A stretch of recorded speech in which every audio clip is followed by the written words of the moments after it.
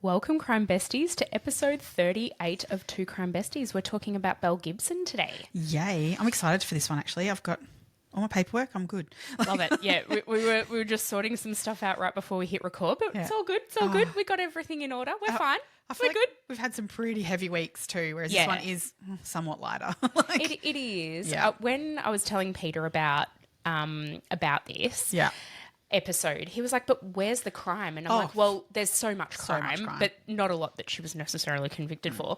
But yeah, look, it still ties into our theme. Absolutely. But it is definitely lighter than what we've covered in the last sort of 3 or 4 episodes, I guess. Yes. I just thought we might even take this opportunity just really quickly to maybe very briefly introduce ourselves again, because we've got a lot of new listeners at the minute. This is true. And I just thought if people are finding us sort of based on like searches on TikTok and only listening to certain episodes, maybe we could give a brief, quick intro to ourselves. Yeah. Cool. I've put you on the spot. Did you notice how much of a panic I did? I'll start. Okay, cool. My name's Emma and I love true crime. Meg and I decided to do this podcast years ago, and we really only started it actually almost coming up for 12 months ago, where we really started to work hard on it and really get things going with it. And then like about 6 months later, we actually committed to sending it out to the world. Well, we were bloody panicked about it, to be fair. Yeah.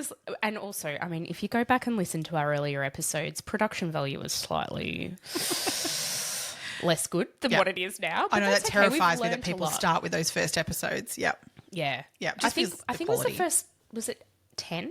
8, 10, something like that, until we got new equipment and really invested in what we're doing. So, you know, forgive us for those first episodes, but then you listen to the first episodes of any podcast and, you know, everyone gets better as they go along. And I still stand by content.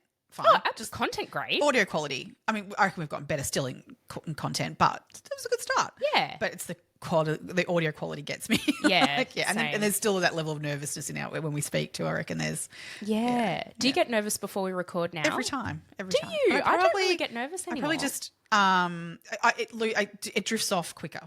Okay. Yeah. Every time clicking that button, I'm like, do I know everything? My brain but literally goes to freeze. Everything. Yeah, but it's like, but I panic. I don't. Yeah. Yeah. I think it's like that exam thing, isn't it? Where you're just like, oh, I know nothing. And then you get into the exam and you're like, oh, actually, I would always come out of exams and go, oh, I failed that. But then you'd get your mark and like, oh, okay, I did know a few things, so that's okay. I think with us though, because we are completely non-scripted, you know, like, I mean, we might read a quote here and there sort of stuff, but it is, and you know, you listen to a lot of other podcasts and it's so polished because it's scripted. But I think that's the charm of us. That's right. That's why people come back, I hope. Yeah. So, I've got 2 young boys, a 10-year-old and an 8-year-old. And I guess my hobby is podcasting. It is, you know, it's what Meg and I do on a Friday. It's our Friday. It's my best day of the week. Love it. It's been like a real game changer in terms of like, for me personally, in the cadence of my week. Like I feel like, you know, I'm busier because obviously we're researching for a podcast and that takes up so much time. Yeah. I think in the Q&A episode that we released over Christmas, I think you and I both sort of identified the fact that we probably spend at least 10 hours a week researching for each episode. Some episodes more, some episodes a little bit less. But but it really takes a huge time commitment. So it really has changed the way my weeks kind of run, but in a really positive way. I love doing it. It's never felt like a chore. Yes. Sometimes on a Thursday night when I'm like, oh, I haven't looked at this or I haven't researched this, I get a bit panicked, but still love it. Oh, absolutely. I know, because it's actually changed my, like, it used to be like, oh, what's the newest thing on Netflix, whatever to watch? Whereas now I'm like so deep diving into one particular topic that I'm like, I'm so behind on series and things like that other people are probably watching, you know. I mean, well, maths at the moment I'm staying up with, of course, because you have to. I know you don't watch that. No, I haven't, because I know that is too much of a time commitment for me. I don't have the time for that, but I have gotten into the latest season of The White Lotus. Peter and I are watching it. I haven't watched that. But it only comes out 1 episode a week. So it's actually fine because it's an hour a week. I might wait for the holidays. I mean, maybe I can binge a fair bit of it then. Do it. Yeah. I mean, the last episode was a little light on, but I'm looking forward to like the storyline unfolding. Because there's some really great characters in it. Well, there's the one particular person who's not in this season, obviously because she did. But Indeed. that I'm like, well, do I need to watch? But I will get into it. But it's like, it's one of those ones where I keep seeing it pop up that I'm like, oh yeah, I'm going to research this instead. But yeah, it's definitely in the back of mind. That's for Love sure. it. It's so good. Yes, I'm catching up on my Beverly Hills Housewives this week. I caught up. I think I'm up to date now with that. Like, so you just this reunion is going to be amazing. Now, just really quickly, I know we haven't gotten to your introduction yet, but just really quickly, is it just me or is Kathy Hilton hitting different this season? She is so freaking hilarious. I just love that woman. The lemons in everything. Like, she's wearing lemon outfit. She's got lemons in her bouquets of flowers. She's darning it up, actually. I just bloody love her. She's so good. And I haven't watched the latest episode yet. Haven't you? Oh, wait for it. Oh, I can't wait. But I did see this thing on TikTok, so I think I have a vague idea of what she does. I'm like, oh, I cannot wait. I'm here for this. I'm literally yelling at the screen the same as Kyle and all the others sitting on the sidelines where I'm like, oh my God, Kathy! Is this where she's like standing in the middle of a catwalk? She literally walks, so she just walks herself. I think the woman's so freaking wealthy that the world evolves around her. Yeah. And it literally looks like that in this episode because she just they're at a fashion show. She just walks into the back lot of it and grabs Sutton and Sutton, I think you need a narrator. It's just next level. And then she walks out the front, but she's injured herself and she's limping. Gold. She's gold. So good. Yeah. She is so good. Yeah. She's next level. I think she's lost the plot a little bit. Oh, yeah. I mean, did she ever have the plot? Well, I've always believed, Paris Hilton being her daughter, I've always believed that Paris Hilton is really super intelligent. Agreed. And leans into the silliness. And I always thought, her mum will be the same.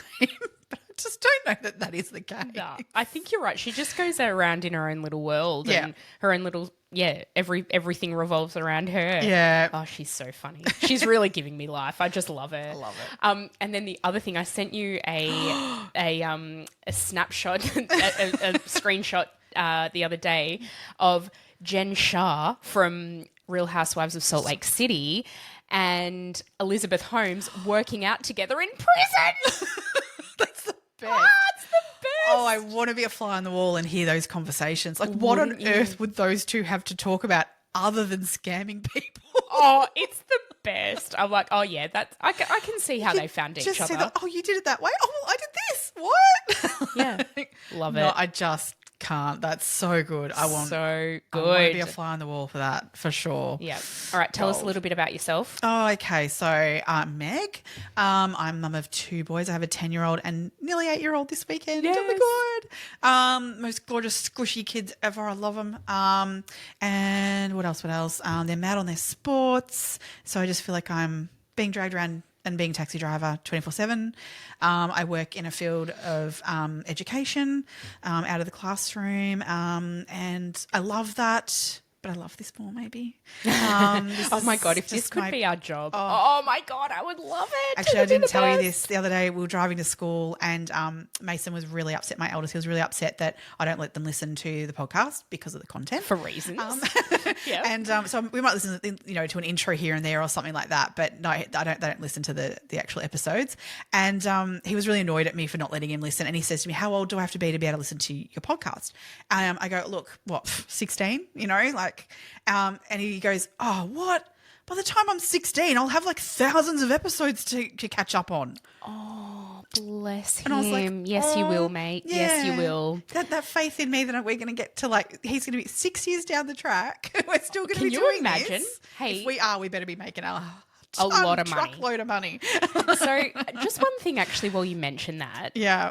We had a really lovely listener contact us this week and she said, can you please put together a Patreon because she's like, you should be paid for what you do. There's a few comments we've had like that similar recently. But I would love to know if people can DM us or something. Can you let us know what you would want from a Patreon? Yes. Because we've got a couple of different ideas, but we're not really sure how to go about it and what you would want Yeah, to we want to make pay sure we're for. offering something that you would want to do. That's valuable, but also something that we can actually add in because, time-wise, that would, we are really pressed for time, but it is something that we're definitely willing to explore. So let us know what you feel would be good to add in for a Patreon. Yeah, and because we'll definitely we're looking into it. Yeah. We want to keep doing this because we love it, and it is the best. Yeah. It is. Yeah. I've got a few shout outs for today. Yes, bring it. So we've got Emma, Annette James and Kayla Smith, a couple of really lovely comments.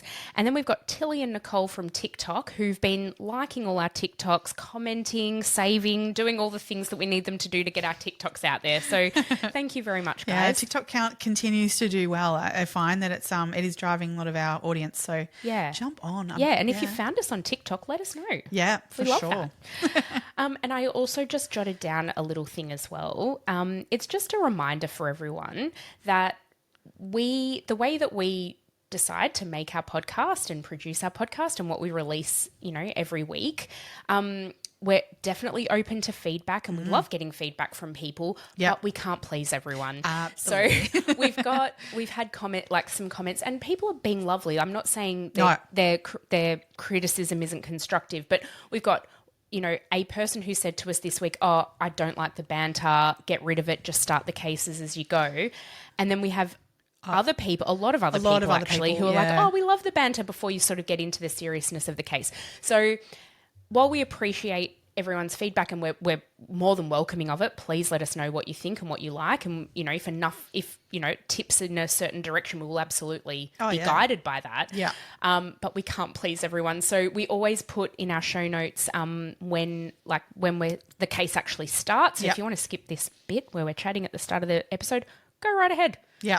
You can look for the timestamp at the bottom of the notes. So absolutely, it's always there. Just jump ahead. No offense taken whatsoever from us. We get it. No, sometimes when I'm listening to our episodes back, I'm like, shut the fuck up and get on with the episode. I'm sure there's people screaming at us all the time. But well, Peter reckons because he listens on the train on the way to work on a Tuesday morning, and he's like, oh, your banter went 2 stations longer than normal today. I'm like, yeah, well, we had a lot to talk about. I'm surprised he listens. He listens enough to us here, I'm guessing. Jump ahead. Oh, no, we need him for the stats. Well, we still get your stats even if you jump ahead. That's right. It still counts. Absolutely. We're not, as I say, not offended at all. No, so jump not ahead. even a little bit. Tell us to shut the fuck up. Yeah. All right, shall we get into today's episode? Let's do it. Belle Gibson. Okay. Oh, who's been watching Apple Cider Vinegar? I think everyone. Everyone? Like around the world, I think everyone's been watching Apple Cider Vinegar. However, we'll get into it because it's not factual. No. So Annabelle Natalie Gibson was born. Now, again, okay, I'm just going to preface actually this episode by saying Belle lied about everything. Everything, even her date of birth. Yeah. And so what we talk about, a lot of this is what Belle has reported. I mean, we know her date of birth is the 8th of October 1991. She then claimed it was 1989 and then 1990. She's just all over the show. I mean, I guess you know what she's about. She was a pathological liar, and what you cannot take on face value anything she says. And even when you try and investigate certain claims she's made, you don't even get a straight answer. No. So what we're going to talk about today is a lot of what she's told us, and then obviously what journalists and other professionals and friends have been able to actually find out for sure. Yeah. So she was born on the 8th of October in 1991 in Launceston, Tasmania. And although she grew up in Queensland, so she and her family moved. Now, her dad. So Belle's dad, this already gets me because in some reports I see that he's known as like a sperm donor and that's it. Yeah. And then in other reports they moved to Queensland and he left the family when Belle was 7. So what's right? I actually don't know. We don't know. Like, I mean, this is the thing. I read a couple of different things of similar sort of vein and was like, well, you can't say because the information's coming from Belle. What's fact? And even like there was a few childhood friends who'd certainly dispute facts around many things that Belle has said about her childhood. So it's like, well, it's like a lot of people were saying that her childhood was fine and normal, but you don't know what's going on inside family homes, you know. So maybe she was inferring he was a bit of a sperm donor, but lived with them, and like it wasn't a, you know, just an a active father figure. Okay, like you know. So I don't know whether there's some fact in there of that, or Yeah. whether it's or whether she just has outright lied. I mean, on both you know, accounts. to make it look sadder, because well, that's what she did. She just yeah. tried to elicit, you know, sympathy from everyone. So Well, if that yeah. made it look worse that her dad left, you know, and she never knew him, then she Yeah. would have definitely. I guess tried depending that on the tact. person of who she was speaking to, what would get more of more sympathy from them? Would it be that she never knew him, or that he left them at, you know, at a point in their life, so that she, which was going to do, whichever was going to serve her better was what she would tell people. I think. Yeah, I think you'll find that. Yeah. As we go along, there are multiple Many occasions of this. Yeah, where she just tailors her story to the person and Yeah. to what she thinks that is going to serve her best when talking to that particular person or group of inconsistencies are Yeah. inconsistent. So her mum Natalie, and she lived with her mum Natalie and stepfather Andrew Del Bello for, you know, part of her childhood. We'll get to that in a second. Yeah. And she had a younger brother named an older brother named Nick Gibson. So they were the two kids in the family. Yeah. Both to the same dad. Oh, he was younger. No, he's older. Okay, He's cool. older. You would think he's younger because of the way she talks about him, but he's actually 2 years older than Okay, her. right. 'Cause she talks about looking after him all the time. Yes, Yeah, exactly. yeah, And yeah. so you do think he's Yeah, younger, that's but true. I mean, I've seen interviews with him, and oh my god, she is such a piece. She's a piece of shit. There you go, Trish. Drink. Trish, have a drink. Sorry, one of and our Peter commenters said he was going to do a shot every time we said it. Belle describes her childhood as non-existent. Oh, let's get out the little violin now. Yeah. Because she had to care for her older brother and care for her mother who had MS. I mean, her mum did have MS. Yep. That is true. She claimed that her brother was autistic, which he is absolutely not. Look, I've seen interviews with him. He says, look, I did have some difficulties with reading and writing, but it was by no means... Doesn't mean you've got autism. Well, it doesn't mean you've got autism, number one. But also he said he got by. It wasn't inhibiting him from doing anything. Like, he still attended a regular school. He still was able to progress in life. It's just he found those things slightly more difficult than other kids. And look, the interviews I've seen of him, very articulate, you know, like Very much so. Yeah, like she's really, again, tried to gain sympathy from people and making false claims on things. Yeah. As an adult, he's gone on to have a couple of kids of his own, and like he leads a full and very well-rounded life. Like what she's claiming is at odds with what is actual reality in his situation, which How again hurtful. happens all the time throughout this. Absolutely. So Belle's mum had MS and chronic fatigue, and Belle claims that it was her responsibility to cook, clean, do the washing, do the shopping, arrange medical appointments for her mum, pick up her brother from school, which I'm like, or whatever. And none of that, according to Belle's mum, was true. So Belle's mum has only been interviewed a handful of times, or not even a handful, a few times that I could find evidence of. Yeah. And the most prominent interview that she did was with the Australian Women's Weekly. So it was an article. Belle had previously done an interview with the Australian Women's Weekly, which we will absolutely get to down the track. Yeah. But Belle's mum refutes this in her sort of counter interview, I guess, to Belle's original one. Yeah. Where she basically says that Belle never cared for me, her brother is not autistic, and she's barely done a minute's housework in her life.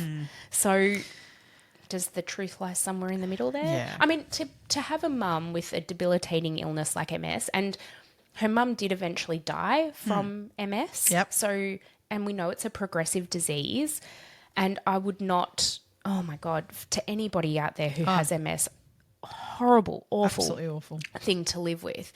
So I'm sure there were instances where Belle did have to do some extra caring, and that happens in so many households around the world where parents, you know, are unwell and are unable to do things. But by the sounds of it, Belle's actually really embellished what she actually did. Yeah.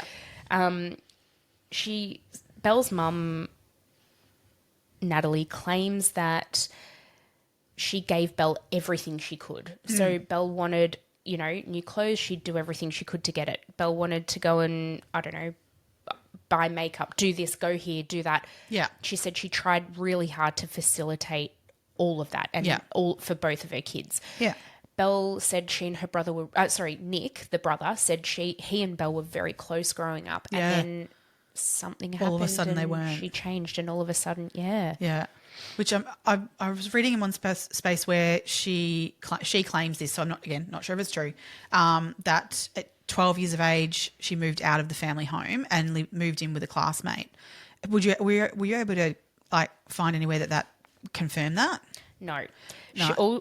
All that we can see, all that I can see is where in her whole Pantry app. So, okay, we're moving a little bit ahead now, but Belle ended up releasing a cookbook based on the app that she'd created. We will get to details of that in a sec. But in this cookbook, in the excerpt that she wrote at the start, it was like 3,000 words or something, and it was her story. Yeah. And in that story, she claims that she moved out of home at 12 years young. She didn't say 12 years old, 12 years young, to really elicit that emotional response from people. Yeah.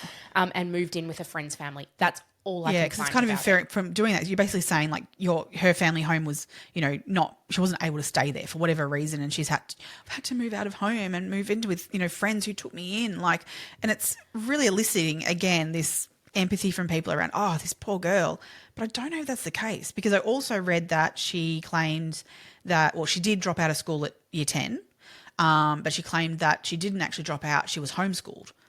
And it's like, well, which is it? Were you homeschooled and your mum put in effort? Because, homeschooling's not easy. Post-COVID, we all know that. So which is it? Your parents have put in and you've decided to homeschool, or they were so terrible you moved out at 12? It doesn't make any sense. No. Which none of this woman makes any sense. No. Yeah. But again, she's probably told a story that suited her at that moment in time. Exactly. And the way she spins her lies, my God. Oh, yeah. Because another claim that she had was that her mother had changed her name 5 times during her childhood, along with, and that was where the birth certificate thing came into it as well, that she claimed that, she was raised, was her words. Yes. I was raised as believing that I was 26 at this point, that her age But she was actually 24. Yeah, she was, 23, I think. 23 was it? Yeah. I mean, it's just insane. She's... Oh, it's crazy. And this was you're referring to the 60 Minutes interview with Tara Brown, which is, oh my God, it is the most infuriating television ever. But hats off to Tara Brown. Oh, God, yeah. She is incredible. I think we've actually mentioned her in a previous episode. I'm sure I of it. can't remember, but she's amazing. So good. And she basically says, tell us what is your date of birth? This is a really simple, straightforward question. She goes, well, I was raised to believe. Yeah. No, fuck off. Your date of birth's your date of birth. Yeah. And then she says she went by 5 different names, but she can't name any of the names she's gone by. And the thing is, there'd be evidence of that in terms of, you could pull up very easily, go to birth, death, marriages and find those records of what the changes were of her name. Those aliases will always exist. You can change your name all you like. The other name always exists somewhere. Yeah. So as we all know who've changed our names, when you've gotten married, Yes. So it's not as though that person doesn't exist anymore, and you wipe it. So she should have been able to pull out evidence of that. And there's none to suggest that her birth certificate was ever changed or that her name was ever changed. The only thing I can come out with this is that her given name is Annabelle, and she goes by Belle. And they're very early on, I think one of her email addresses that she was sending correspondence from was Annabelle _ something. And that got hacked or something, by a porn site or something. So she abandoned that address, as anyone would. But even that's a bit anyway. It was a bit loopy too. Is what very happened loopy. Then. Yeah. But then everything else is by Belle. So that's the only sort of thing that I could possibly see where there may be. So everything that she says, there's a tiny little bit of potentially a tiny bit of truth in it. And that's what makes it really hard to tease out what's right and what's wrong. Yeah. So I need to also mention just now, because a quote that he stated in one of the things I watched made me think of it, but Bryce Corbett. Which we love him for other reasons. We listen to him every single morning. Oh, by the way, I heard Brody shout out this morning. So Bryce Corbett hosts a podcast called Squiz Kids, and we listen to it with our kids every single morning, and it is fantastic. Yeah. Anyone who's got primary school age children, Yeah. it's a daily news podcast and fun, free, fresh, and it is really great.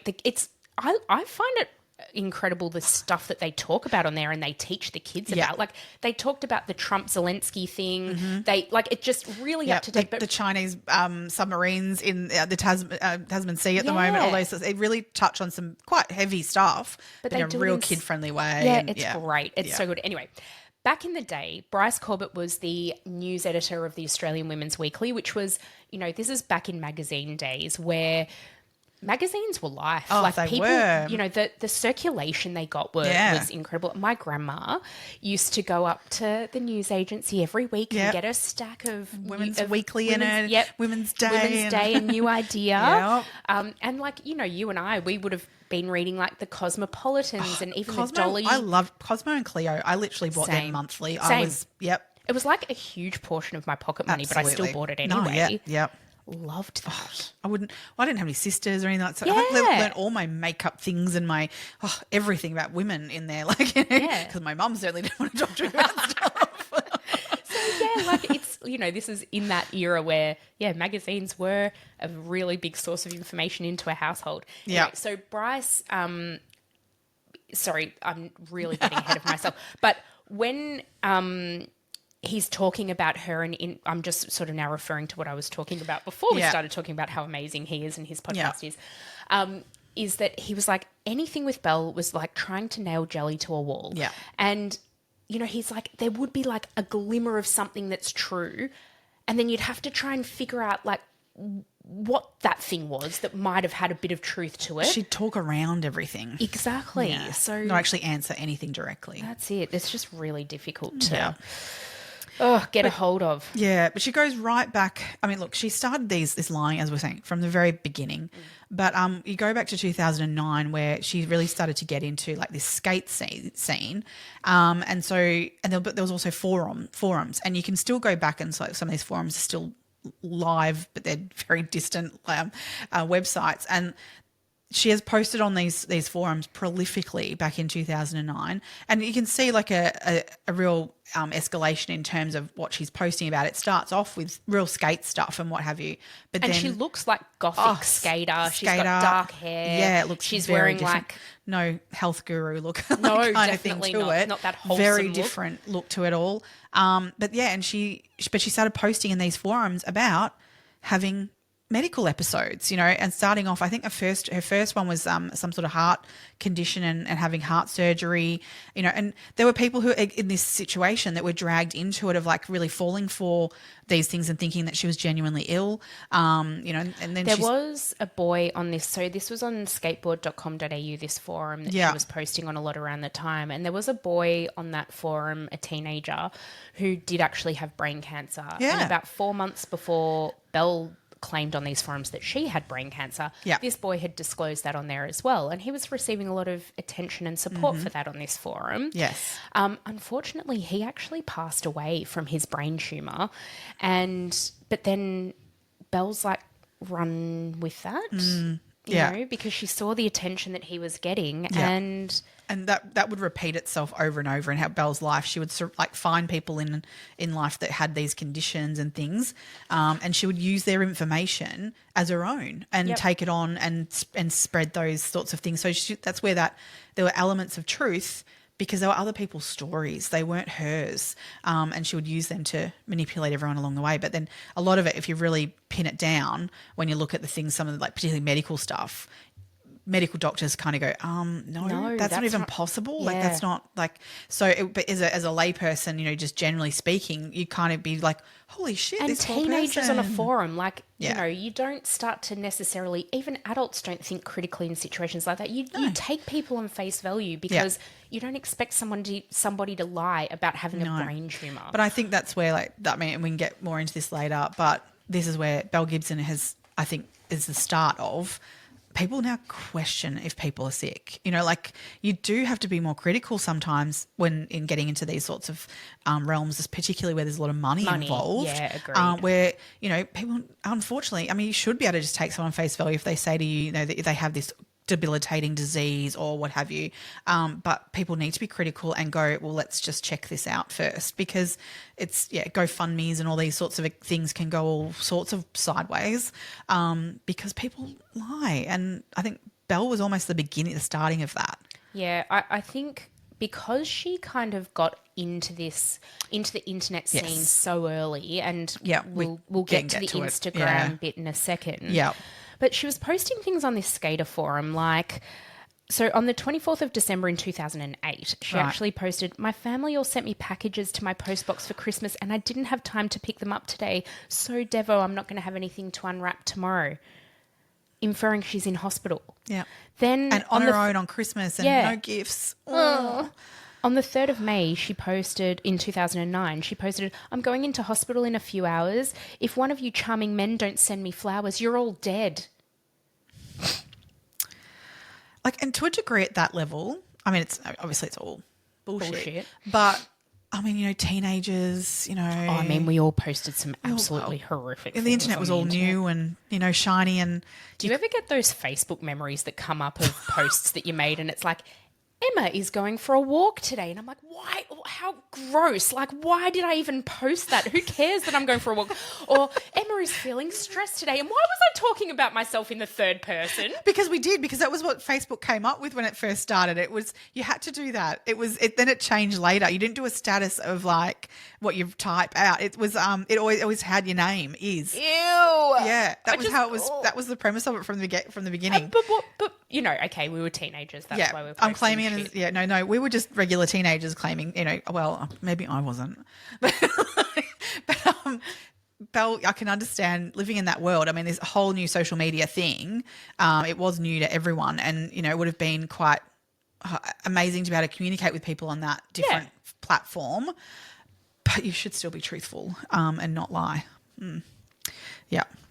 I mean, there's one thing about lying about how delicious your meal was and putting a photo of it up, and there's one thing of claiming you have brain cancer. Yeah, I mean, that's just sick out of people. Absolutely. All of these posts continued throughout 2009, 2010, and it was all things like, "Oh, I've cut my hair for chemo," and she actually did shave the side of her head. She shaved, and she posted photos of that. The things that she was writing were things like, I got told I can leave the hospital tomorrow for the first time in 8 weeks or something, just stuff like that. She was really, really honing it in. Yeah. On the 6th of June, this one kind of gets me. On the 6th of June in 2009, she wrote, "I will never forget sitting alone in the doctor's office, waiting for my test results." This she wrote in her whole Pantry excerpt as well. So this was in that as well. She used it there, but she posted it. Well. Because do we just say that at this point when she's writing it, she's pregnant? Yeah. Legit, not lying. She's she actually did have a baby. Yeah. He called me in and said, you have malignant brain cancer, Belle. You're dying. You have 6 weeks, 4 months tops." Now. She was probably 6 weeks away from giving birth at that point. Because she gave birth in July 2009. Was it July 2010 she gave birth? No, at 18 years of age, 2009. Was it? Yep, okay. Yeah. Yeah, so what the fuck? Mm-hmm. The father of her son she calls him her best friend. He has nothing to do with any of the bullshit that she was peddling or anything like that. So it's probably worth just mentioning. I mean, that. well, she was 18, and I think so was he, similar age. Yeah. So I mean, they're young parents. Obviously, and to fall pregnant, at 17, 18, that's hard to get your head around. And I mean, obviously, plenty of people are pregnant and have babies at that age, and manage and everything, but usually with a big support system around them. Which at this point, I think. My take is that probably from her own doing. At 18, she's pregnant without a family unit around her. She posted something about a baby shower. I can't quite remember the direct quote, but it was, I definitely haven't written it down, but it was something like, "I've got my baby shower tomorrow and I don't think anyone's coming over for it." That scene in Apple Cider Vinegar, that got me a bit. Like, but I don't know if that was accurate. Like, Oh, that That is actually, probably she accurate. did definitely post that. I've read, Yeah. read it in a yeah. like in where somebody has actually transcribed all of her posts Yes, onto a I've- website. yeah. And so she definitely posted that. Yeah, no, but I wasn't sure with the scene that they depicted that right. in Apple Cider Vinegar. Yeah. Yeah, that hit me hard when I watched it, kind of going, if that's true, if that's what happened to her, that then no one showed up, like legit, like that is sad. That is really It's sad, like, but why didn't they show up? well, this is it, because potentially people were already like, burnt by her. You're not my person. Like, I Yeah. don't really. This isn't adding up for me, or Yeah. it's I think she's that's sad though that she can't. She should have been able to be celebrated then. But yeah, again, it's a bit of her own doing, isn't it? I think so. Yeah. I think so. I mean, she'd already alienated her mum by that point. Yes. Yeah. So, and had she moved to Perth then? No, she was in Melbourne by Melbourne that stage. still, yeah. I think she moved to Perth. Sorry, she actually gave birth in 2010. She moved, thought it was moved to 2010. Melbourne in 2009. Yeah, okay. She gave birth in 2010. Yeah. Yeah. Okay. Yeah, so her little son, Oliver, was born then. Yeah. Now, look, this is like early Instagram times as Yes. well. So she was probably one of the first wellness. Bryce Corbett actually said she's the person who made wellness a noun. Yeah, it wasn't even a thing before Yeah. her, really. Yeah. Yeah, so she was like the first wellness influencer. Yeah. Before we even knew what an influencer was. Nobody called her that in 2012 when she was posting. That's it. It's what we now refer to her as, and now they're everywhere. Yeah. Yeah. So her handle was at healing_Belle, and the aesthetic of what she was posting was divine. Not like my Instagram feed in 2012. No, it's not Those even like my shit Instagram filters. feed now, not that I really post much. But Yeah. it was so curated Yeah. and so aesthetically pleasing. It was very nice to Just look put at. that out there. She's talented. Yeah. Like, there is no doubt that I think remove her lying, that she couldn't have made something of herself. Like, with all that, her skill and ability in doing that is phenomenal. What she went and did was amazing. And she had amazing instincts. Take away all the lying. Yep. And we'll get to all of her, some of her actual fraud. Yeah. Take all that away. She could have actually had an empire. Absolutely. Absolutely. 'Cause she's a She clever was girl. Forefront of all of that.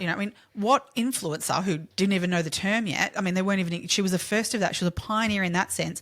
Were doing apps and things. Yeah. Like, it was just. She was legit a pioneer in this sector that so many other people have followed down the same path that she has without lying and have created a very wealthy empire for themselves. Yeah. She could have been there. Absolutely. But Yeah. no, she fucked it all up. Oh, yeah. So this is about around the same time in terms of wellness influences that Pete Evans came to the fore with his activated almonds and paleo diet. Oh, funny the story bone on broth. paleo. You know when you read a word but you've never heard it said before? Like bit A the other week when Oh, bit it. That was funny. Peter, we were talking about this and he said, this was like years and years and years ago. And he was like, yeah, like those paleo diets? I'm like, mate, it's paleo. Yeah, like paleontology. paleontology, Anyway, but, this is sort of around the same time that he was coming to the fore with his bloody bone broths and whatever else Yeah. he was peddling. Oh, my God, thank God that God. man's no longer. Well, he is, but he's just underground more. Well, he needs to be. He's got tons of followers. Yeah, but he needs to be like, okay, if you You're want to over follow there. him, that's on you. But cool. Belle Gibson's Instagram bio at the time said, Belle Gibson, game changer with brain cancer and a food obsession. Game changer. Game changer. Okay. Self-appointed game changer. I mean, she was. I guess she was. Look, but I just find it like, I don't know, a bit on the nose. I don't know. I do, because I reckon if you really legit had brain cancer, that wouldn't be in your bio. No. But also, if you had brain cancer, I don't know, would you be, I guess everybody's different. I'm like, would you be posting stuff and putting all your energy into making an app and curating your Instagram? But then I guess for some people that might be a welcome distraction from actual brain cancer and chemo and treatment and whatever else goes along with it. If you were having all those treatments. If you were actually doing that. Yeah. Yeah. But Belle remained to, like, she looked very She healthy. was the picture of health. She claimed legit, like, looked... I mean, she's an attractive, beautiful girl. But, you know, she had luscious, thick hair. I mean, many people with cancer do not have that, you know, luxury along the way. Her skin, glowy. She was, to me, in a lot of ways, the perfection of a figure in terms of she wasn't skin and bones. She had a bit of meat on her. She was, you know, gorgeous, absolutely gorgeous. Like, so to me, honestly, if the people who were really suffering with cancer, to look at her, you would feel so shit about yourself. People have said that. People have come out and said that. Like, oh my God, Belle's got cancer. And she's got the same, she's got brain cancer and I've got brain cancer. I'm looking like death while undergoing traditional, conventional treatment. And she looks amazing, because what Belle actually claimed was that she did a round of chemo and radiation and then she decided to explore alternative therapies. So what she said was she was concentrating on diet, on Gerson therapy and meditation. Yeah. So I just wrote down what Gerson therapy is for everyone. So it's called Hirsch therapy in apple cider vinegar. Hirsch therapy is a made up thing. Yes. But Gerson what they're actually referring to is a legit Gerson. thing. Yeah, is a legit thing. Yeah. So if you're undergoing this Gerson therapy, you are drinking 13 glasses of organic vegetable juice every single day. Every hour on the hour. Yeah. You are eating organic vegan meals with no sugar or fat, minimal carbohydrate. You are not drinking alcohol or having any type of drug, illicit or not. You drink castor oil every second day, which basically makes you shit yourself. Yep. If the fruit smoothies and shit and the fruit vegetable isn't already. Yep. On top of that, you then have 5 coffee enemas a day. Every day. Now, 5 your coffee gut enemas. flora, after having 5 coffee enemas a day, would be shot to shit. We know now, like, how gut health is so important, that many enemas cannot be good for you. Oh, no. It can't. Now, the other thing is, so I think it's probably worth just really quickly touching on Jess Ainscoe at this point in time. So she was another wellness influencer. She was a journalist by trade, but she was a wellness influencer who was diagnosed with like tumours in her arms. It started with, she decided to not to undertake conventional therapy or conventional treatment or Western, modern medicine treatment. And she decided just to do Gerson therapy. Yeah. Now, she did it to the T. She went over to Mexico. She went to the Gerson Institute over there. She did this hook, line and sinker and she died. Yeah. I mean, I think she certainly, it might have given her a bit of extra time. I don't know. Doctors are saying that the medical professionals say that she had about 2 years to live and she may have pushed it out by a few months. Yeah. That's it. Right. But even that could have happened whether she did Gerson or not. And her fear at the time was that, because basically where they're at was like, we need to amputate your arm and that's what'll save you. And she wasn't prepared to do that, which, that's I don't tough. understand that. I don't, but I guess each to their own in that situation. That I understand that would be huge and hard. And she was a young woman, so identity is a big thing. I know when you're a person of any age, but in particular when you're sort of and in the circles that she mixed in too, in terms of she was a journalist for I think Cosmo, even was she? Yes, I believe Cosmo, so. At wasn't some it? point, yeah. So it would have been a bit of a vain thing, in terms of that wanting to keep the appearance that she had. Yeah, she was like absolutely hard line on this though as well. Her mum actually developed bowel cancer and her mum opted to sort of try the same alternative medicine pathway and she died. She died before Jess did. Yeah. But the thing is, her mum's cancer was actually curable and so was Jess's cancer. Yeah, yeah. So, they were Jess in particular, she had a massive following as well. Yeah. she was encouraging people to do the same thing as her. So ethically, I find that so tough to swallow.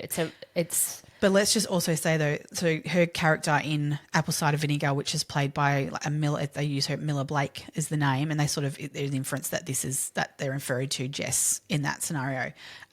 and in Apple Cider Vinegar, it's played out as if like these two were rivals in terms of Belle Gibson and Jess being rivals in the influencer wellness sector. You know, but that's one massive part of the story that is not true. No. They knew of each other, but they were not in any way rivalry. They weren't friends. They were. Or anything. They didn't. I mean, there is a common person between them of Chanel. I can't remember the name in the show that they use for her. It might even be the same name. They do. Her name is Chanel in the show, in ACV, in Apple Cider Vinegar as well. They plant her in the show as like Belle's manager and was previously Jess's manager, but she was never. She just happened to know. She became friends with Belle. She knew Jess, but only out of just through other people. So that's all very false, and I don't like it. That's how they play the storyline. That this is two women who women have to pit against each other. That's just not what this was. They're very different stories in that. Yeah, so Jess was legitimately unwell and legitimately fighting cancer, and was doing it in a different way to using mainstream medicine, and yes, pushing it potentially onto other people. And I don't agree with that ethically. Yeah. Whereas Belle was doing the same thing, but she was also lying about having cancer. So I think there was. But then Belle also took it another step further and claimed things that were untrue as well. Absolutely. On top of outside of treatment and cancer. Like Gerson's not well known for everyone, but people within that, if you're looking into alternative medicines for cancer, Gerson is well known. So it wasn't like she was pulling from nowhere in terms of making the stuff up herself. She was following other people's recommendations or whatever, and then spruiking it herself. But those people are charlatans, though, aren't they? Like, I mean, they've that's an issue altogether. Yeah, it's a completely separate issue. Look, I'm all for people choosing their path and you do you, you know? But don't then go out and try and tell influence other people to do that. the same thing because and she was very influential. Yeah. As was Belle. So influential. Belle had people who wanted to stop traditional treatment, proven treatment in favour of bloody organic food. Yeah, thinking, well, I could look as healthy and well as she does, which that's what I just can't stand. That's what got me, because you see these really sick people who are undergoing traditional treatments like chemotherapy. That's so rough on a person. Yeah, and you should, and in that you're fighting. You're in the absolute trenches of fighting cancer.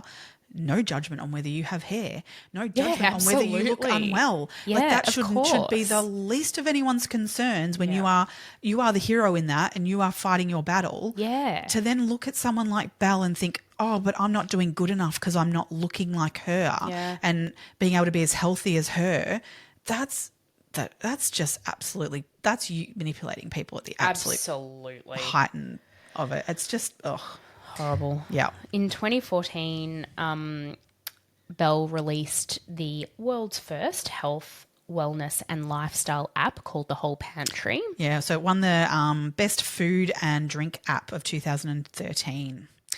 So from Apple. Yeah.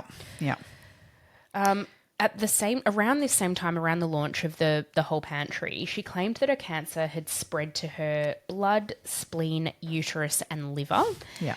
And her closest friends found out about this through Instagram. She just posted that on Instagram one day. Yeah. And one of her friends was like, I can't believe she didn't talk to us about this. Like, this is huge and this is going to be devastating, you know. And she's like, I've got primary and secondary cancers. Now, world-leading neurologists and neurosurgeons have been asked about this. Now, first of all, Belle never officially, I think she told friends that her brain cancer was a glioblastoma. Yeah, she did. I don't think she ever posted that publicly. She only said she had a malignant brain cancer. There are hundreds of different types of brain cancer, and you would know which one you had. Yeah. Well, yes. If you had it. Yeah. Your doctor would certainly explain to you what one you had and what the path of treatment for that would be. And with a glioblastoma, which is the most common type of brain cancer, it is essentially a fatal cancer. There are treatments that can prolong your life. The other thing to note with it is that it almost never spreads beyond the brain and spinal cord. Yeah. She claimed that it spread to her blood, spleen, uterus and liver. Yep. She also claimed that how she got the cancer, she blamed it on the Gardasil cervical vaccine. Yes. See, that in and of itself, that has been transformative for our generation of... I legit know people who we were talking about who didn't go and get that vaccine because they were followers of Belle. And so because she was constantly like she would post on her Instagram things like, fuck the government for giving me cancer. When it's not true. It's not true. And also, how does she claim the Gardasil vaccination gave her a fucking brain cancer? Like, what the fuck? Yeah.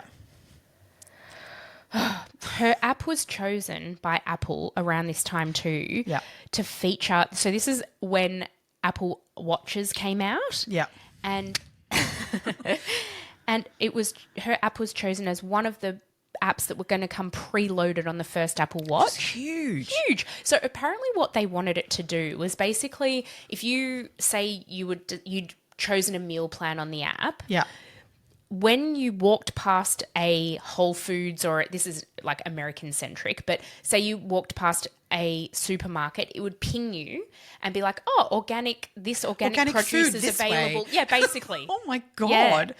So they Jeez. worked really hard to make it, really, I guess, user-friendly for those who wanted to use it in that way. Yeah. And it was integrated. It's massive. I mean, she But was things over... like Twitter Yeah. were hard loaded onto this, and then the whole pantry, like So random. But she had them hook, line, and sinker. She was over there for months helping them develop the to migrate the app onto the watch. And you would think that, I mean, she was standing in. You look at the crowd of people who were going to be loaded onto this app. Onto this watch to begin with. I mean, the names that reeled off of like different apps that it was, they are huge corporations. Yeah. Like you're talking the Twitter, Target, these sorts of places that were named as also being hard loaded onto the watch. They would have had massive teams of people at Apple developing these apps to be included on that. And there's Belle on her own.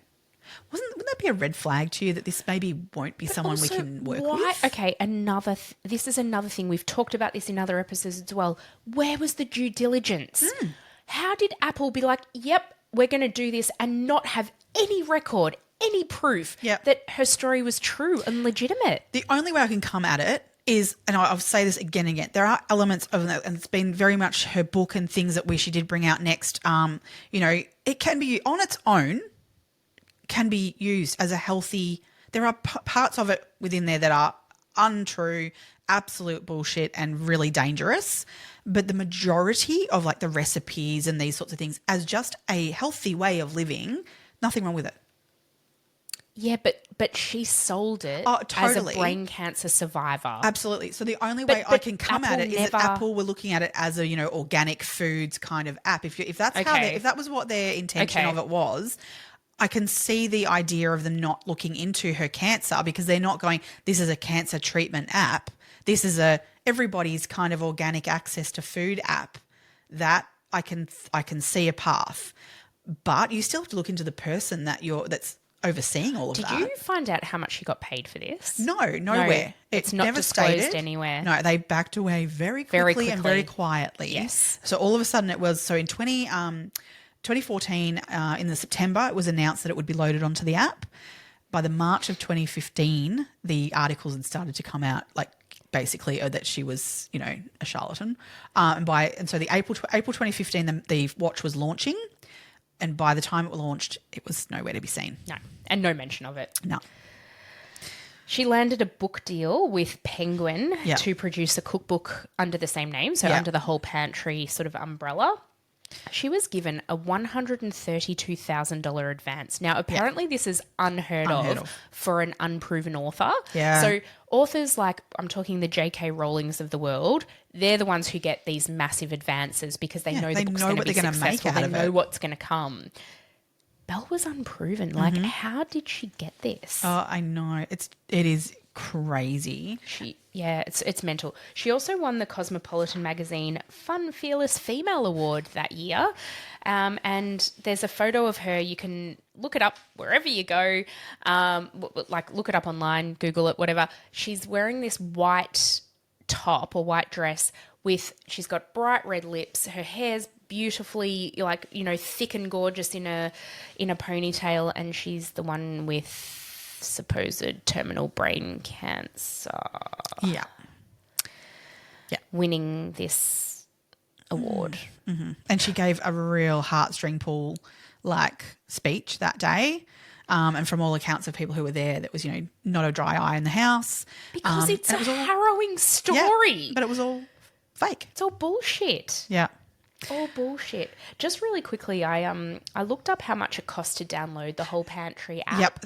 Yep. So it was $3.79 per download. That was US. Yeah. $3.79. And it was downloaded in the first month 200,000 times. Yes. So that just gives you a bit of an idea where we're at. I think within the first, I was actually just looking for my figures. It was around $1 million worth of sales were between the app and the book. By the time, and we're talking a fairly short space of time, within 12 months, less than 12 months of the app and the book coming out, and this being all shut down and then pulling out, there was over $1 million worth of sales. That was a lot of money. That was app alone. Sorry? App alone. App alone, you think? Yep, 100%. Right. It was app it. alone. Yeah. But I mean, the book sold, I think they originally printed something like 16,000 copies. They were sold in a heartbeat. They're now selling on eBay for like $650 and stuff. It's because insane. people just want to get their hands on it because it's like such a topic of interest at the minute. Yeah. Don't buy a book, guys. Don't. Well, I mean, at least the money's not going to her, I guess. Well, now. that's true. They haven't, of course, they're not going to reprint copies. Yeah. No. I mean, it's just insane. But so around this time, though, where she was this is also, it's at an absolute peak. You know, the app's out, the book's coming out. The book was launched in October 2014. Yep. By December 2014, she was looking at growing this into something else again. And we don't really know what, because it was only at early stages. But there was an advertisement she put out to recruit an IT specialist. And she also registered the name The Whole Life. Yes. So she was going to be shifting this from not just, I guess, food-based stuff into something else as well. Well, I feel like it was going to be a whole lifestyle type app. I feel like she was kind of trying to develop what she'd done with Apple that she could then obviously own and release and whatever. And again, this is an intelligent freaking woman to be able to, you know, this is the start of apps. This is the start of all that stuff in your Instagram and influencer stuff again. And absolutely. She's evolving her company and her business as it's going. And if you remove all this bullshit lie and have just done that without that side of it, I still think she would have been an incredibly successful person. Quite possibly even to this day. Yep. Because people, the wellness industry is it's multi-billion-dollar industry worldwide. People are going to pay money. People are out there and want to use this stuff. And Instagram, it's all about the aesthetics, and she had it all. Yep, she knew you had to do that before the rest of us knew you had to do that. Exactly. Before we started posting the bullshit, Valencia filters on our photos. She knew not to do that early on. Oh, because you've told me, because God, they're shit. I know, it's so bad. She also, around this time, she started to do interviews. I mean, not start to do interviews. She'd been doing interviews all the way through because people were so interested in her story. But around this time is when she was like, we donate so much of a portion of our income to charities. Yeah. She said that in the month where they earned the least amount in the whole Pantry app, they earned $700 and they still donated 25% of that to charity. Bullshit. Bullshit. She also, excuse me. She also claimed that most months she would either donate 90, 95 or 100% of the proceeds of the app to charities. Yeah. Now, okay, I get donating to charity. That's great. And I think she absolutely should be, because she's earning all this money. She's got a platform. She's obviously attracting people who have cancer and other diagnoses who would benefit from a whole food diet and all that sort of stuff. Great. Yeah. Yes, you should be giving back. No company is sustainable giving back 90, 95, 100% of your profits. You can't sustain that. No. No one can sustain that. Yeah. So Red flag. Yeah. Yeah. She claimed that they were promising $300,000 worth of donations to charity. All of $7,000 was able to be found that were actually donated. Weren't they donated in Clive's name? One of them was. Okay. One of them was. We'll get to Clive in one sec. Yeah, let's. But two, like $1,000 and then another $1,000 of that 7,000 were done right as she literally got emails from journalists asking questions. Like you can track the scoundrel. payments. Yeah. So she was like, she was trying to cover her like, tracks oh, fuck, I got with a put up. $1,000 donation when you're promising 300,000. She was living such a lavish lifestyle as well. She was flying first class. She was going on international holidays all the time. So- She lived in this $1 million beachfront Rented an apartment. upmarket townhouse, leasing a luxury car and office space, undergone cosmetic dental procedures, purchased designer clothing, and holidaying internationally was how she spent most of her money. She had like a $15,000 handbag. Yeah. Now, donate that $15,000 to charity. Nobody needs a $15,000 handbag. No. Come on. Come on. That's That just nice. makes me so fucking angry. It makes me so mad. When you're claiming that's who you are Yeah. out in public, Yeah. that's, that those sorts of things wouldn't matter to you. Like Yeah. sort of, that you're living this particularly different lifestyle to that. But then in the background you are Yeah. doing those things. That's what makes it off. It's the lie about it. If you want to buy $15,000 handbags and you can afford them, then go for it. No worries. absolutely, no But you're judgment. claiming all your money's going to charity and then you're not doing that and buying handbags. Fuck you. Totally. Yeah. Totally. Should we talk about Clive for a minute? Let's, because this guy, okay, I have to say, so the Apple Cider Vinegar drama series, it's not factual. Like there's so many things in it that aren't true. But I got to like the Clive character, right, in it, because I watched this actually when it first came out, which is before we were researching for this. I kind of stupidly watched it early. But anyway, went back and rewatched. My initial reaction to Clive in watching that was, well, clearly this is the part of the story that's not true. Right? Because I'm like, in my mind, I'm like, no one is either this dumb or no one is like this sort of person. Like he's so unusual in the show. And it turns out in my research, that's a character they got literally down to a T, spot on exactly who he was. That blows my mind. I know. Blows It's my crazy. mind. So Clive Rothwell met Belle when Oliver was really young. Her son Oliver was very, very young. They lived together for, well over a decade. Yeah, they met in 2010. Yeah, so I'm pretty sure Oliver was only a few months old. Yeah. He is an IT consultant, I think, or Well, something. no one really knows, and neither does Belle. Well, yeah, apparently, because Belle went to, like, in her court. testimony in court, they asked her what he does for a job, and she said, I don't know. Yeah, and then they say, well, what sort of income does he have? Oh, that's none of my business. Oh, yeah. And that they're not in a relationship. Yeah, They were just friends. they were just friends. But in every way, everyone else around them called them, that was her partner. Well, he basically raised Oliver. Yeah. He was Oliver's father for all intents and purposes. I know Oliver had a relationship with his biological father, but he wasn't present day to day. No. That was Clive. That's another thing around with Oliver, with her son and stuff. In the show, there's some really harrowing scenes around her being a pretty shit-house mother.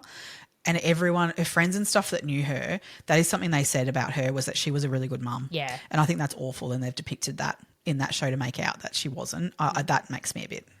Oh, it doesn't That's sit not right. right. It's not nice. No. So, I mean, I think it's easy to sort of think that, Clive was sort of there protecting her son from her being an evil mother and stuff too, but that's not the case. But I think he was very more- much cared for her son. Yeah, I was going to say, I think he was But- the more present parent because Yeah. she was off Well, she was doing all busy these things. and- She was very busy. Well, and if keeping it was up all- these lies takes a lot of energy and time. Absolutely, yeah. I mean, working mum, I get it. Like, you got to, come together as partners and, raise the child. But from all accounts, from friends, etc., she was a good mum. So, Yeah.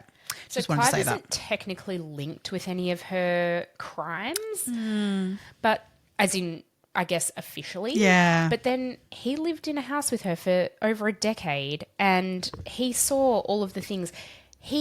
Surely he questioned what the fuck was going on, and the fact that she said when he met her that she had a terminal brain tumour or malignant brain tumour or however she described it, and 10 odd years later she's still alive. That's an interesting one. Yeah. I mean, I think he knew that. I think he was just in on it. He must have been. But there's no evidence, like, really that's alleged. Like, did he like that lifestyle, and that's kind of what kept him there? But did Oliver keep him there? But it seems as though he had a bit of money, to be honest. Like, because he's kept up the things now. Like, yeah. Like, later after all this, he's the one who's paid for stuff. I believe that might be due to an inheritance. Yeah, right. Allegedly. Yeah, right. So I think he's been able to continue that on because of that. Yeah. Because what you're referring to is the fact that, like, literally this year, was it? Or late last year? No, it would have been earlier because it's 2023. He was seen with a new partner. Okay, so maybe it was in 2022 or early somewhere around that. So up until about 2019, they were definitely living together and definitely part of each other's lives. And then they went off the radar because there was no more court hearings and things. He wasn't part of any of that. But it's believed that they were living together, and up until 2023 there's nothing sort of to prove that they weren't together. Yeah. As of 2023 he was seen with another woman who was clearly his partner.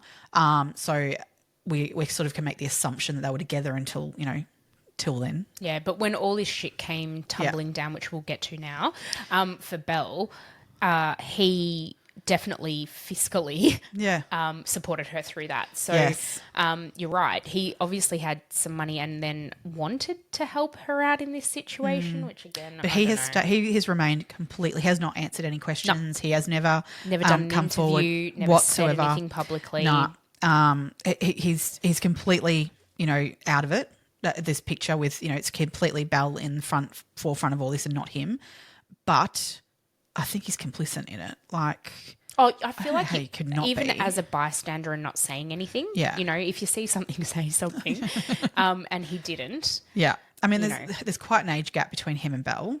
And I wonder then this is where her faking her age thing might have come into it, because obviously when she's met him, she was 18? 18. Yeah. And I mean, he would have been 30s. I think he was pushing 40. Yeah. Yeah. So, yeah. Yeah. But then, so she said she's like 2 or 3 years older, and that made all the difference. Like, not really, but anyway. Just going back to the donations and pledges to charities, one of the things that got me was that she pledged to donate from her app download income to Joshua Schwartz and his family. Now, they are depicted in Apple Cider Vinegar. Oh, what's their character's name? I think I've written it down. Where is it? I want to say like Charlie or something. No. Hunter. And this is a boy who did have a glioblastoma, and he actually passed away from the disease. She never gave a single cent to that family. She promised to help raise money for him, and then, just never gave any. Never gave it. So it's one thing to deny a claim to a charity organisation, I think, but when it's personal like that, and she befriended his mum, they kind of really became intertwined in each other's lives. Yes. And she used him. Oh. She used him. Well, There's photos of him on her blogs and websites and all of that. Disgusting. But she used him for his story too, because she would then use parts of what he was experiencing and saying, "Oh yeah, this happened to me." Talking about the seizure. Yeah.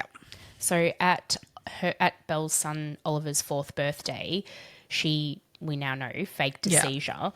Apparently, it was traumatizing to everyone who saw it because she just collapsed, and apparently it went on for 40 minutes. Yeah. Like, that's ridiculous. And I've heard Chanel talk about this, who was witness of it. Yeah. This is one of her friends who was there, and apparently, like, midway through her having this seizure, which, seizures can be not too serious for people. You just need to maintain, as a first aid kind of situation, maintain that they've got their airways and things like that, and, protect them and that sort of stuff. And that's all you can really do. But as they're witnessing this and it's getting more intense, like, well, maybe we do need help. And she just made the statement, I think we need to call an ambulance now. Like, it's been going on for too long. And she made that statement, and Belle just kind of came out of the seizure and said, no, I don't want any Western medicine. Like, no, don't call an ambulance. And then went back into the seizure. What the fuck? And apparently this is like for Chanel, this was sort of the moment when she went home from this happening, kind of went, that's not sitting right with me that was then legit. it made her then critically think about Everything. lots of other things that happened. Yeah. So Chanel then decided that it was time to confront Belle about all this because, and as you said, this was the straw that broke the camel's back for her. I think she'd had some red flags along the way, but this was the thing where she was like, fuck, mate, this has gone beyond now. Yeah. And so Chanel actually enlisted one of their other friends, a male friend, and they decided to do what is known as like an intervention, I guess. Yeah. So they rock up to Belle's house and they're like, right, we need to talk to you. Yeah. Tell me, do you have cancer? Yeah. Show me some evidence. Some evidence. No, even just that simple question, which has a yes or no answer. She didn't have a yes or no answer. It should have been of course I do, you motherfuckers. How dare you question me? Off. Yeah. Like, I mean. No, it wasn't that. But it also wasn't a I don't. I believe I do. Yeah. So what Chanel actually gained from this conversation was that Chanel had been diagnosed not by a doctor in a hospital. Belle had been diagnosed. Sorry. Yeah, What did I say? Chanel. Oh, sorry. Chanel gleaned from Belle that she had not been diagnosed in a hospital, that she'd been diagnosed by a doctor in the suburbs called Phil. I just wrote a bit about to keep a straight face when she said it. Oh I'm my like, God. I mean, are you even for when real? Chanel tells the story now, she gets a smirk when she says that Yeah, because yeah. it's so Couldn't she, fucking mate? ridiculous. Call him anything else. Dr. Craig, Dr. Brad. Whatever. Like, what the fuck? Dr. Phil. It was Phil. like, because she had to be like, quick, Dr. Phil. Dr. Phil, in his own right, Yeah. is problematic. The actual, like, Dr. Phil McGraw. Oh, that's a whole other show we can we could definitely absolutely. do. Oh, there's so much wrong there. So much. I mean, he's got lots to answer for. But anyway, so the fact that she used him as the name, interesting. But not that Dr. Phil, obviously not No. that Dr. Phil. Just a random quack. She admitted that her diagnosis from him was questionable because he'd gone missing. Dr. Phil went missing. Now, let's just say also, he's gone missing to the point of like no one can actually find that this man ever existed. Yeah, because he's made up. Oh, sorry. He lives in LA with Robin. Who's Yeah, like, there's gross. no evidence of this man ever existing. No. Oh, it's just, it's so complicated. Yeah. Anyway, so she claimed that Dr. Phil like had a box, which I'm getting such Elizabeth Holmes vibes from this. Like where she starts explaining that there was a box with lights on it, and they attached these, electrodes, one to my back and one to the underneath of the chair. What's and the that box reading? was under the chair. Yeah, her pop-ups. And then it, did its thing, and then that told me that I had brain cancer. And it came out, and it had a number, and that means I've got brain cancer. Oh. And apparently this guy was like an acupuncturist or something as well, and like just yeah. Oh, nothing wrong with. I mean, I'm all for acupuncture. Oh, totally, absolutely. But an acupuncturist can't diagnose brain cancer. No, like I mean, you're not going to your acupuncturist to say, "Do I have cancer?" Yeah, that's it, and that's what she was claiming. So So then she's sort of claiming from this basically that I've been duped. Like I believed I had cancer. I was told I had cancer when it turns out I didn't. So all this time, I was living my life thinking I was curing cancer with what I was doing. Turns out I wasn't even sick. What the fuck? Yeah. But then she backpedals on that really quickly too. So who are these multiple? Because I mean, if she's had multiple diagnoses along the way, she's touching base with this Dr. Phil who's telling her more of this story, which none of it adds up. But Chanel's like, show me a brain scan, show me an MRI, show me a doctor's report. Don't keep those things, Emma, because they've got negative energy. It's all about the energy and my chakras and and the Gerson therapy. Yeah. So. Look, I don't think she's ever done a fucking coffee enema in her life. Of course she hasn't. Of course she hasn't. Because this Chanel also talks about where, like, once she sort of realised about this, saw this episode with the seizure that was like, what? That's not right. She started thinking about things and went, hang on a minute, there's that night where we drank shitloads. She was the one ordering the shots. And she did say to her at the time, she did call her out at the time and kind of go, hey, you shouldn't be doing this. And she fobbed her off with we're just living my one life. I haven't got long to live, so I'm going to live it up. Like, yeah, no, she just, lived like that. But then other friends say she drank wine Drank all the time. Yeah. You know, Nothing wrong with that. She wasn't. No, there's not. There's absolutely but when not. you're claiming that you are doing this Gerson therapy and that's living curing clean your cancer. and that's all you do not, you know, she was claiming that that's what she was living on a day-to-day basis all the time. She never steered anywhere away from it because that was what was curing her cancer. Yeah. And then that obviously wasn't true. God, no. So Chanel was like, so basically after this intervention, she still wouldn't admit really to anything in concrete, you know, and Chanel suspected that, there was fraud in terms of the donations to charities and things like that. So Chanel she went to a lawyer, a criminal lawyer, and they basically said, no, you're defaming her by saying this, you need to fuck right off and stop it. She went to the police. She tried multiple avenues to catch her out and basically call her on her shit, and nobody was really listening. So she decided to actually contact a couple of journalists at The Age. Yeah. So these journalists, Nick Toscano and Bo Donnelly, they took on her story and they really ran with it. They started investigating it straight away, and they decided to take the tact of, okay, we're going to investigate the charity fraud because that's something tangible that we can prove. That's all or they could prove straight off. That's it. So they could do research in the background. I mean, you can't get access to people's medical, information. No. Whereas the charity stuff is totally gettable. And it should be transparent. If there's something there to find, we will find it. So they released a story in The Age basically calling her out on her charity fraud because every charity that they contacted had no records of Belle ever donating to them. Well, they did send her an email asking her 21 questions. Yes. And she didn't respond. Well, she didn't. She responded eventually with a 1,500-word email that addressed next to none of the concerns in their original email. Yeah. But she was just talking around it. So that's what she would do. Like, rather than actually confronting it and answering those questions straight up and being able to say, of course I've donated to those charities, here's the receipts. She would just be like, oh, but it's a weight on that happening, and it's just not, it doesn't happen like that. And talk. Yeah. No. And it was all bullshit. Yeah. Around the same time, Richard Gilliatt, who was a journalist at the Australian newspaper, his wife actually had cancer, and they were in the process of sort of researching, and, I guess you receive a diagnosis like that, of course you're going to turn to the internet and do your own research. And look, whatever you can do, like, to make, things easier or, help you through those stages. You look for alternative things as well as modern medicine. You want to be as healthy as you can, I guess. And anyway, so in the process of this, they came across Belle Gibson's page, and Richard, of his own volition, was like, I smell a rat, basically. Yeah. And so he decided that he was going to do a piece on Belle. Unbeknownst to him, Nick Toscano and Bo Donnelly from The Age were actually investigating her as well. He was from the Australian? He was from the Australian, Richard Gilliatt, yeah.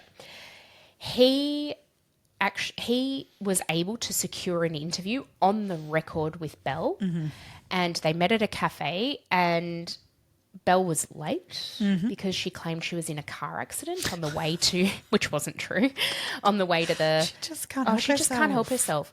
But he asks her directly in that interview, on the record, do you have cancer?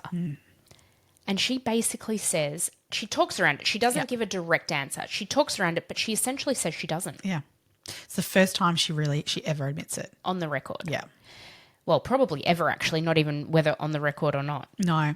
Yeah. So that was April 2015? Yeah. Yeah. He's 3/4 of the way, he reckons, through writing the story up, and that's when The Age released the charity fraud article. Yeah. And so he's like, pressure was on. I was like, tomorrow we've got to publish He this. literally head down, palm up, I've got to finish this. Yeah. And he basically published that her cancer wasn't real.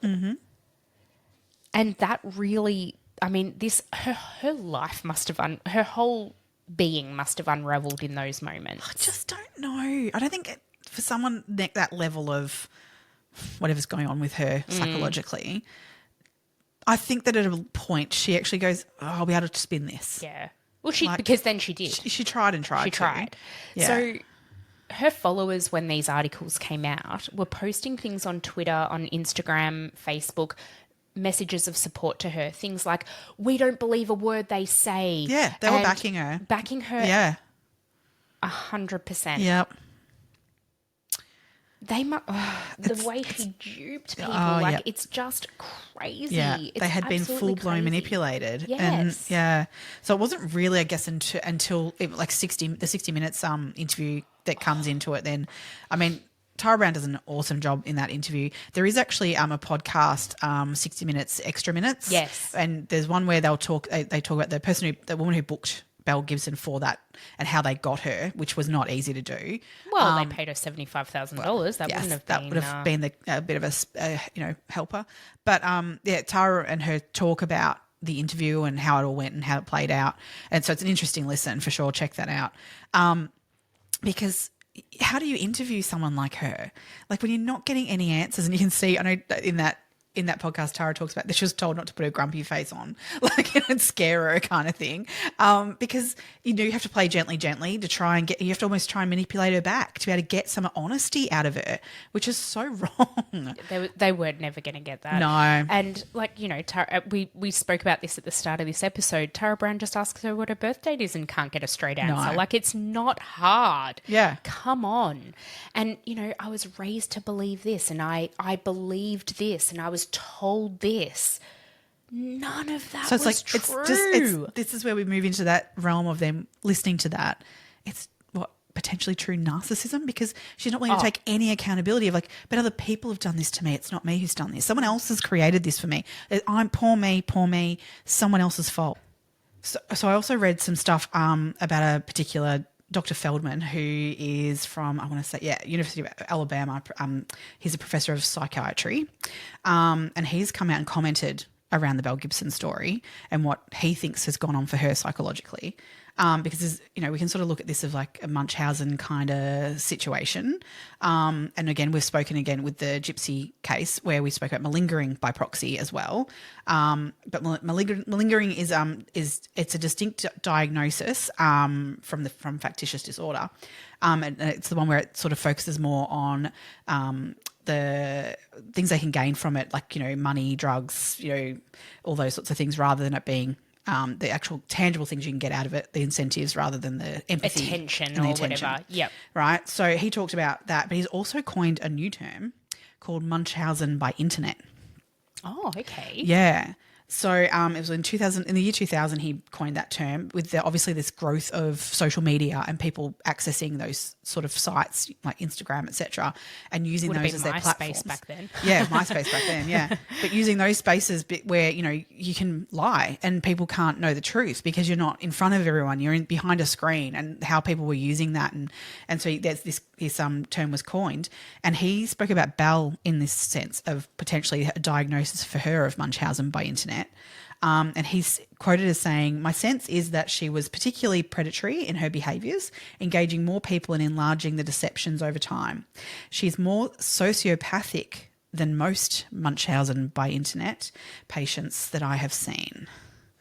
She is a sociopath. Yeah. And I think you hit the nail on the head when you said, like, she's a narcissist too. Well, there's different levels of like those sorts of things. There's a couple of, so usually people with Munchausen also have other personality disorders, and they could be things like narcissism, sociopath, those sorts of terms come out. So there's, and what's the other one? Personality disorder, like, antisocial personality disorders, things like that. So, they generally have these underlying things as well going on for them. And then because Munchausen is something, as we've talked about, it's not always there. It's something that how do we explain that? It's it just appears in moments. It's not always there. Whereas a personality disorder is always you always there. have. Yeah. But he really felt that from what he had seen of how far she was able to take this, there's a lot more going on for her in terms of a sociopathic kind of state. There's no evidence that she has sought any psychological counselling or treatment or anything throughout all this. No. Should we talk about like the trial and how that all came about? Yeah, we can.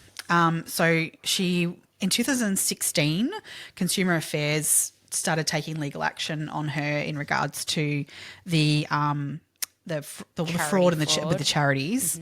So there were false claims by her that she was that she had the diagnosis, which is also part of that court hearing. Yeah, because that's basically what she was claiming, that she was having this diagnosis, and that was false. And the fact that she was also, so it was both parts playing in this, of like the diagnosis being false, but also the charity stuff being false.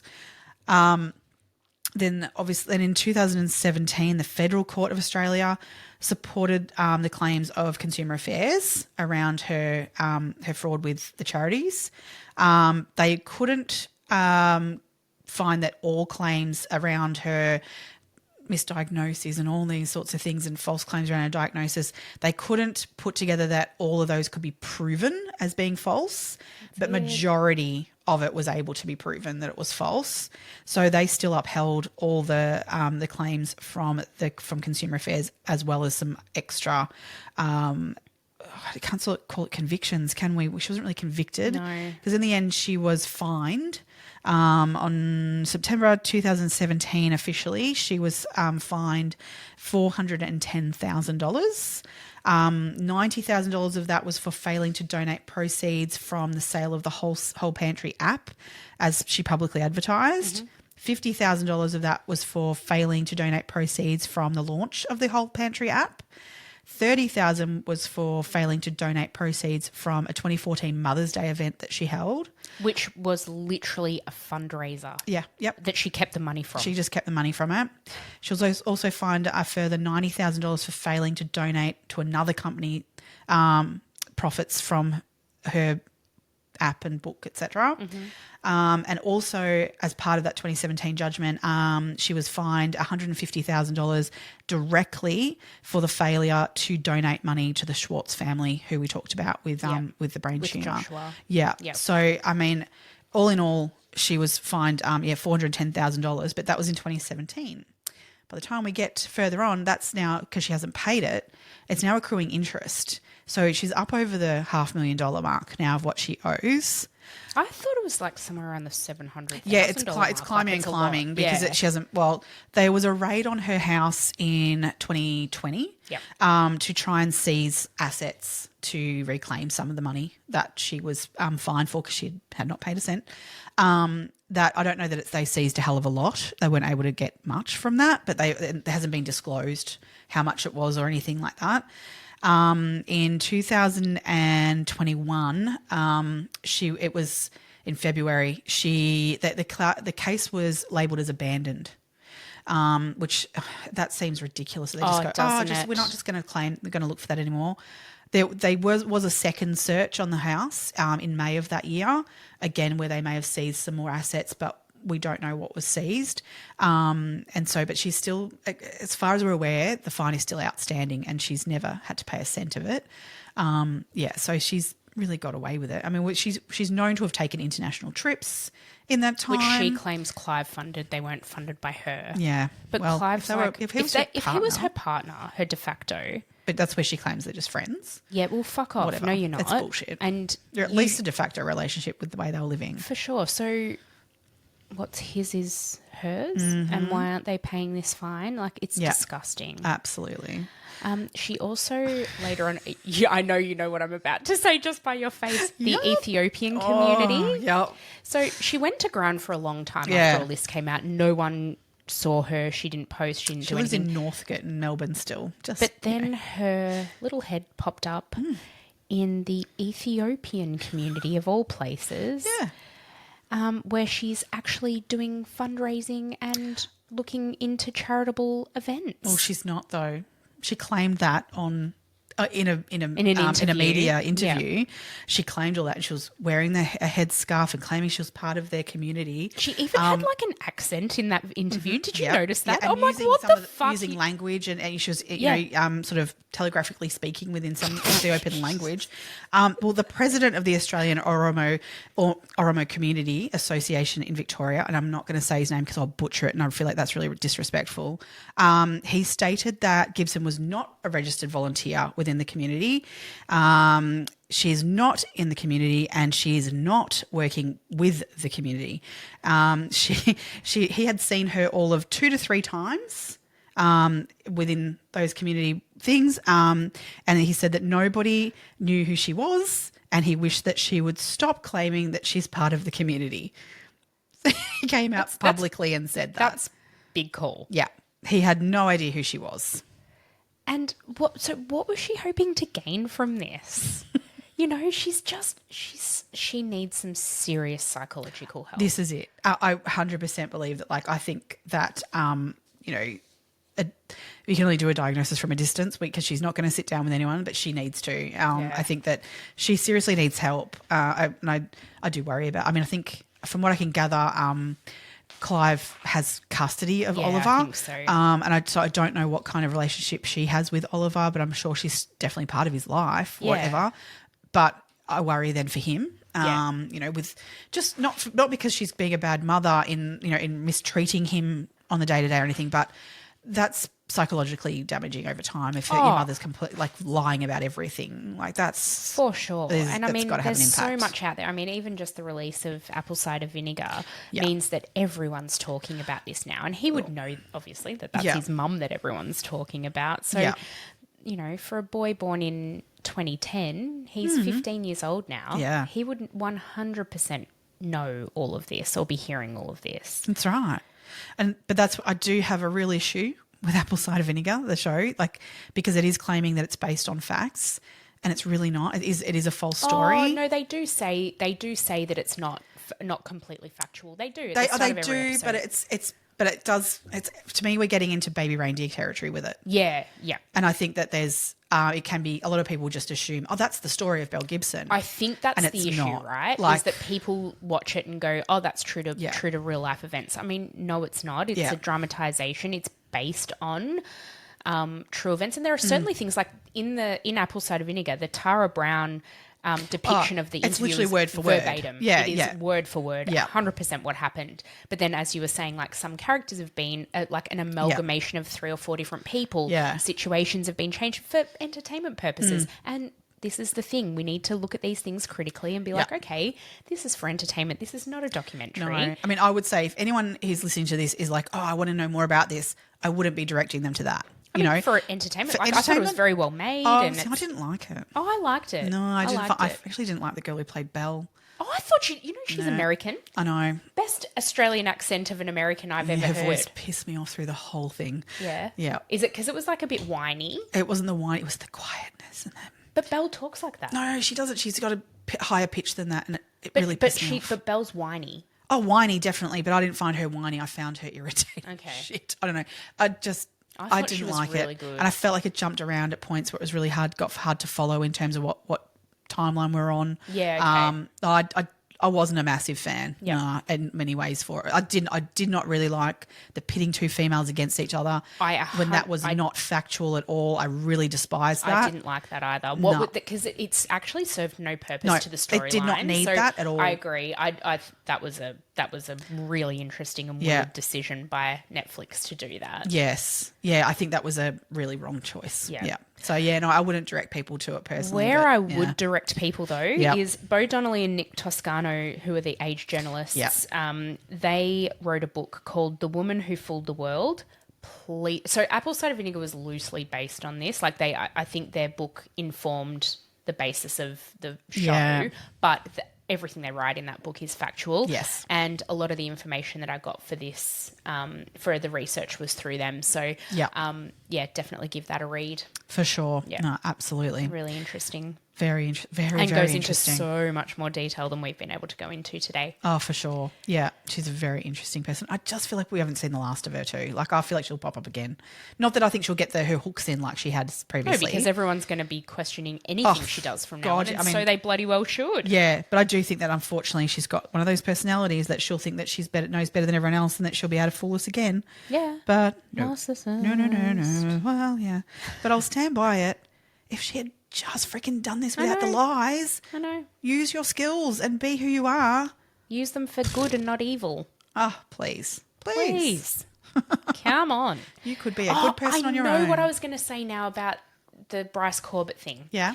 So, sorry, just before we had to pause for a second because I forgot. Your brain what fell I was, out. I just completely lost my train of thought.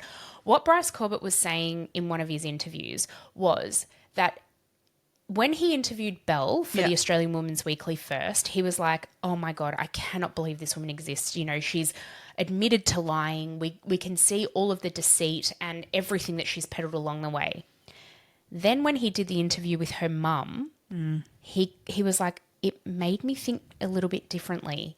So obviously there's some issues there as well, and there were then issues with her upbringing potentially, but no one's actually telling the truth in this situation. No. So we don't actually know anything for sure. No. And that makes it really hard to form an opinion on anything because we don't know. No. Yeah. I mean, I think obviously someone who grows up like it turns out to be a Belle. Yeah. They've started somewhere. And That's I mean, you know, obviously her childhood is definitely, there's something there definitely that has caused this to sort of be her adulthood. Yeah. Totally agree.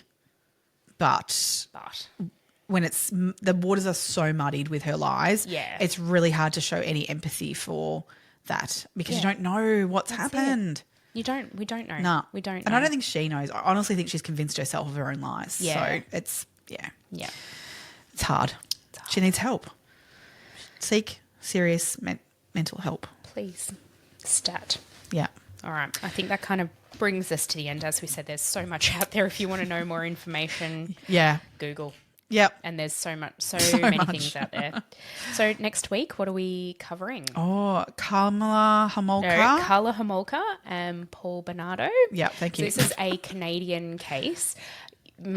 So this was a case that really intrigued me, and I feel like this may have been one of the first true crime podcasts I ever listened to was about these guys. Oh, wow. Years and years and years and years ago. Yeah. But you don't know anything about the case. No. So I'm so interested for you to get your teeth stuck into it. Yeah. I'm looking forward to this. This will be my absolute week of deep dive. I'm intrigued. Yes. See what I find out. That's it. Cool. All right. Well, thank you everybody for joining us for another episode of Two Crime Besties. As always, please don't forget to follow us on all the socials, especially TikTok, because we're getting a massive following over there, which we love.